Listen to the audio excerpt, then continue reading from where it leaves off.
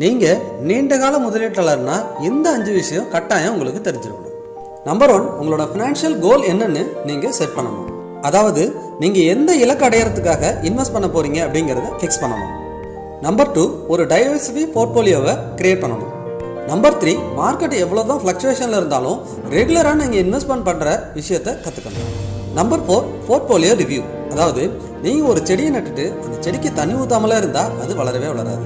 Same அதே போல் தான் நீங்கள் என்ன தான் ஒரு போர்ட்ஃபோலியோவை கிரியேட் பண்ணியிருந்தாலும் அதை ரிவ்யூ பண்ணாமல் இருந்தீங்கன்னா அது உங்களுக்கு சரியான ரிட்டர்னை கொடுக்காது.